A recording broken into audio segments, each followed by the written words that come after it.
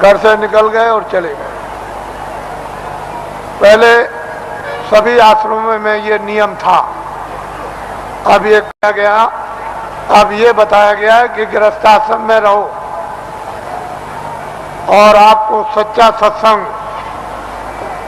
सच्चे महात्मा का मिलना चाहिए, जिससे सत्संग और उसके वायुमंडल में अगर यदि शरीर शांत होता है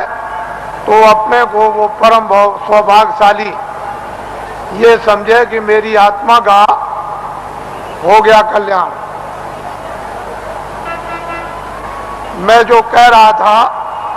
कि अगले साल इसमें से कितने लोग यहाँ पर जो बैठ करके सुन रहे हैं वो अगले साल यहाँ नहीं आ सकेंगे, उनका समय पूरा हो जाएगा। इससे ये मालूम होता है कि आपका समय साल से कम रह गया, इसलिए दोबारा फिर ये आपको अवसर नहीं मिलेगा, न तो आप दर्शन दे सकते हो और न आप दर्शन कर सकते हो और न आप सत्संग सुन सकते हो, क्योंकि श्वासों की पूंजी समाप्त हो जाएगी और अनमोल मनुष्य शरीर किराए के मकान से जीवात्मा को विवश और लाचार होकर के निकलना पड़ेगा। तो आपने देखा होगा, आज सुबह लाइन में खड़े हुए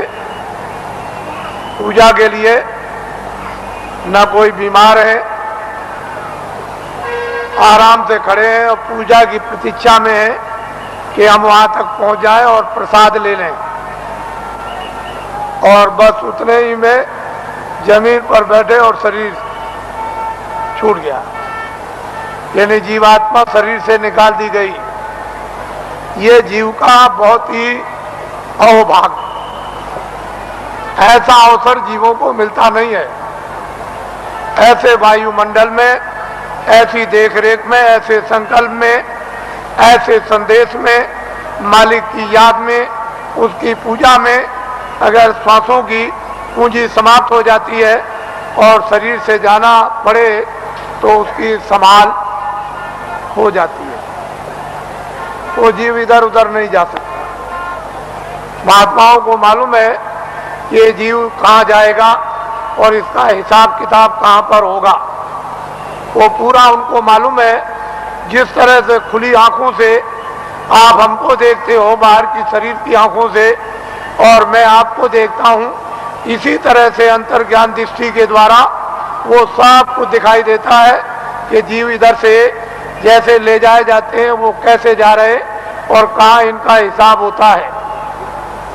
ये महात्माओं को सब मालूम। पिछली किताबों में महात्माओं ने बहुत कुछ आपके लिए निराकरण कर दिया है और उन्होंने आपको बहुत विश्वास दिला दिया, उसके कहने की जरूरत नहीं है। तो दो आदमियों का यहाँ पर शरीर छूट गया और कल दोनों के दोनों ही गए। इससे ये मालूम हुआ वो बड़े बेचारे प्रेमी थे, बड़े भक्त थे और बराबर सत्संग में जगह जगह सम्मिलित होते रहते थे, सत्संग सुनते थे और दर्शन देते और दर्शन करते थे। ऐसी उनकी बड़ी तीव्र लालसा रहती थी। तो ऐसे लोगों का तो वैसे भी काम हो जाता है। जो नामदानी जंगल में रहते हैं, जो यहाँ सत्संग में नहीं आए, अगर उनका भी शरीर छूटता है तो उनके लिए भी इंतजाम बंदोबस्त करके रखा है कि उनकी भी जीवात्मा गड्ढे में नहीं जा सकती। उनको मालूम है कि कहाँ किस समय पर, इसके माने ये नहीं है कि यहाँ सत्संग में बैठे हैं और आपका दर्शन कर रहे और दर्शन दे रहे और वो जंगल में जीव जो है वहां से चला गया, ऐसा नहीं। उन्होंने पहले ही से इंतजाम करके पूरा रखा है और उनको मालूम रहता है कि जीव यहाँ से नामदानी जा रहा, उसका इंतजाम कर दिया, उसके कर्मानुसार, उसकी साधना अनुसार, फिर तुरंत शीघ्र देर कुछ नहीं लगती, मिनटों का भी काम नहीं, और उसको ये फिर मनुष्य जन्म दिलवा दिया जाता और ऐसे वायुमंडल में जन्म मिलता है जहां आसपास में सत्संगी यानी प्रेमी सत्संगने स्त्री और पुरुष रहे, और जैसे ही वो बच्चा बड़ा होता है फिर नामदान प्राप्त कर लेता है और वहां से साधना फिर शुरू कर देता है।